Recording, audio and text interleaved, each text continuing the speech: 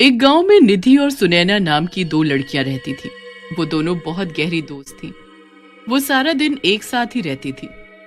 उन दोनों की दोस्ती गांव भर में मशहूर थी। वो दोनों बहुत चंचल और सुंदर भी थी। गांव का हर जवान व्यक्ति उन दोनों को हसरत भरी निगाहों से देखता था। एक दिन सुनैना के मामा गांव आते हैं और सुनैना उन्हें देखकर खुश होकर बोलती है, मामा जी, इतने सालों बाद आपको मेरी याद कैसे आ गई? याद तो आनी ही थी सुनैना। तुम्हारी मामी ने तुम्हें बुलाया है। वो तुम्हें बहुत याद कर रही है। और चिंटू का 2 दिन बाद जन्मदिन है ना, वो भी तुम्हें याद कर रहा है। मैं तुम्हें ले जाने के लिए आया हूँ। सुनैना ये सुनकर खुश हो जाती है। वो निधि से कहती है, चल निधि, तू भी हमारे साथ चल। मेरा वहां अकेला मन नहीं लगेगा। जरूर चलती सुनैना तेरे साथ, मन तो मेरा भी नहीं लगेगा, लेकिन घर में माँ बीमार है और वैसे भी कुछ दिनों की बात है, तू तो आ ही जाएगी। सुनैना अपने मामा के साथ शहर चली जाती है और निधि अकेली रह जाती है। गांव के दो बिगड़ैल युवक अशोक और रंगा निधि पर बुरी नजर रखते थे। एक दिन निधि गांव के ही तालाब के सामने बैठी हुई सुनैना को याद कर रही थी कि अचानक अशोक और रंगा की नजर अकेली बैठी निधि पर पड़ती है। अशोक रंगा से हंसते हुए कहता है, देख लो रंगा भाई, आज तुम्हारी भाभी अकेली है। यही मौका है, क्यों ना मैं अपने दिल की बात तुम्हारी भाभी से कह दूं। है चुप कर फटीचर आदमी। वो मेरी भाभी नहीं, तेरी भाभी है। कभी अपनी शक्ल देखी है? आईने में फटा हुआ अंडा लगता है तू। रंगा भाई, आज इसकी दोस्त सुनैना यहाँ पर नहीं है ना, हम लोग इसीलिए झगड़ रहे हैं। अगर वो भी यहाँ होती तो हम दोनों एक एक से दोस्ती कर लेते हैं। और तुझे क्या लगता है, अगर सुनैना यहाँ होती तो क्या वो भी हमसे दोस्ती करने के लिए मान जाती? क्यों नहीं रंगा भाई, दोनों सहेलियां साथ साथ ही रहती हैं। अगर एक से भी हमारी दोनों में से दोस्ती हो जाती तो दूसरी भी अपने आप आ जाती। ये कहकर दोनों छिछोरी हंसी हंसने लगते हैं और दोनों दबे पांव निधि के पास जाकर खड़े हो जाते हैं। अचानक निधि की निगाह उन दोनों पर पड़ती है। निधि उनके इरादे भांप जाती है और वो गुस्से से उन दोनों की तरफ देखकर कहती है, तुम दोनों यहाँ क्या कर रहे हो? तुम यहाँ पर अकेली बैठी थी। हमने सोचा चलो तुम्हारा अकेलापन दूर कर दिया जाए। क्यों ना तुमसे दोस्ती कर ली जाए। अपनी बकवास बंद कर। मुझे ज्यादा परेशान करेगा ना तो मुखिया जी से शिकायत कर दूंगी। अभी परसों ही तो चप्पल और चिमटी से तुम दोनों गांव भर में पिटे हो, फिर भी अपनी छिछोरी हरकतों से बाज नहीं आते। चले जाओ यहाँ से। निधि की बात सुनकर अशोक और रंगा गुस्सा हो जाते हैं। अशोक गुस्से से रंगा से कहता है, रंगा भाई, ये कुछ ज्यादा बोल रही है, हैं?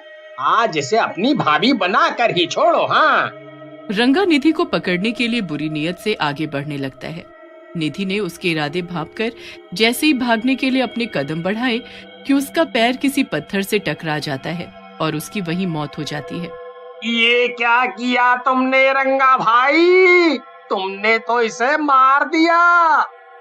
अबे कैसी बात कर रहा है तू? ये तो बचने के लिए भागी थी। मैं तो बस इसे डराना चाह रहा था। मुझे क्या पता था ये मर जाएगी। अब ये सब बातें छोड़ो, एक काम जल्दी से करो। इसकी लाश तालाब में फेंक दो। कहीं गांव वालों की नजर इस पर पड़ गई तो हम दोनों के लेने के देने पड़ जाएंगे। सभी गांव वालों ने हमें इस तालाब की ओर आते हुए देखा है। हाँ। तुम सही कह रहे हो अशोक, हमें ऐसा ही करना चाहिए। इतना कहकर दोनों निधि की लाश तालाब के अंदर फेंक देते हैं। कुछ दिन बाद सुनैना गांव आती है, मगर वो निधि को मौजूद नहीं पाती। सुनैना निधि को हर जगह ढूंढती है, मगर निधि कहीं नहीं मिलती। सब गांव वाले उससे कहते हैं कि निधि कुछ दिनों से दिखाई ही नहीं दी। सुनैना निधि की माँ से भी पूछती है, माँ, क्या निधि गांव से कहीं बाहर गई हुई है क्या? मैंने हर जगह ढूंढा लेकिन वो मुझे कहीं नहीं मिली। नहीं बेटी, मैं खुद कुछ दिनों से परेशान हूँ।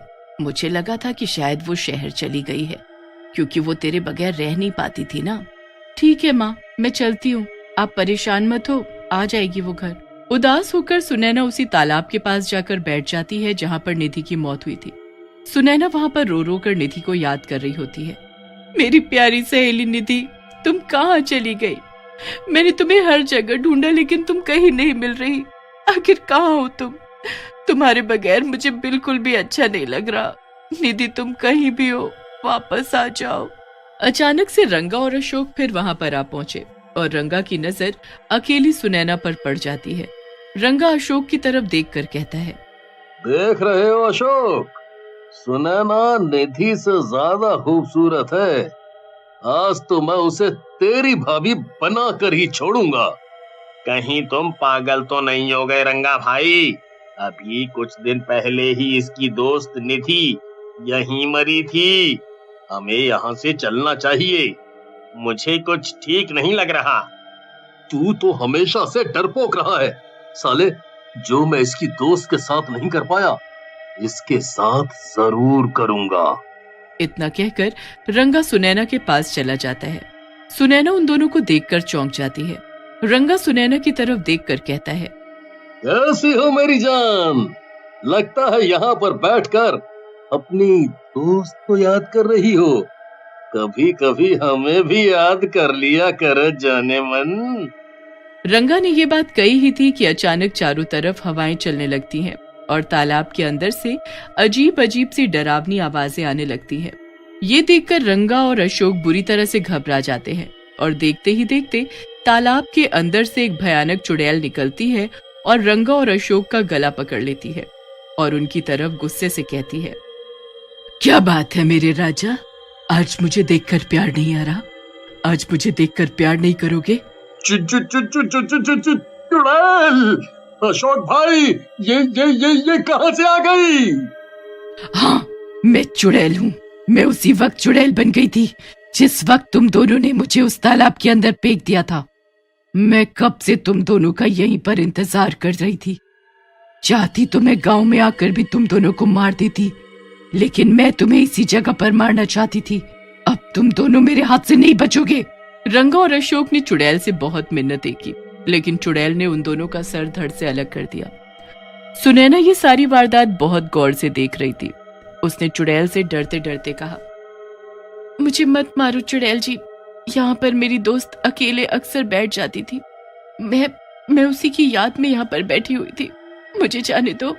चुड़ैल सुनैना के करीब आ गई और उसने सुनैना से कहा, कैसी हो मेरी प्यारी सुनैना?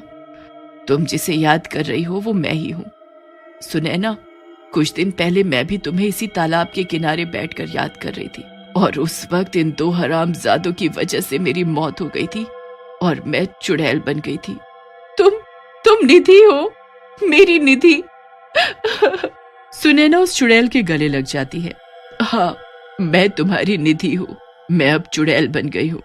मैं तुम्हारा कब से इंतजार कर रही थी। तुम ही मुझे मुक्ति दिलवा सकती हो सुनैना, लेकिन कैसे? इस तालाब के अंदर मेरी लाश है, तुम उसका अंतिम संस्कार करा दो, मुझे मुक्ति मिल जाएगी। इतना कहकर चुड़ैल पानी के अंदर चली जाती है और एक कंकाल लाकर सुनैना को थमा देती है। सुनैना सारे गांव वालों को इकट्ठा करके अशोक और रंगा की सारी करतूत बताती है। गांव में से एक व्यक्ति उस चुड़ैल से कहता है, तुम्हारे साथ बहुत बुरा हुआ निधि। अगर मुझे पहले पता होता कि रंगा और अशोक इतने नीच आदमी हैं, तो मैं पहले ही जान से मार देता। तुम बिल्कुल फिक्र मत करो, तुम्हारे बाद हम तुम्हारी दोस्त का और तुम्हारी माँ का, सारे गांव वाले अपनी माँ की तरह ख्याल रखेंगे। गांव वाले निधि का धर्म कर्म के अनुसार अंतिम संस्कार कर देते हैं और निधि चुड़ैल के रूप से मुक्त हो जाती है और उसकी आत्मा को शांति मिल जाती है।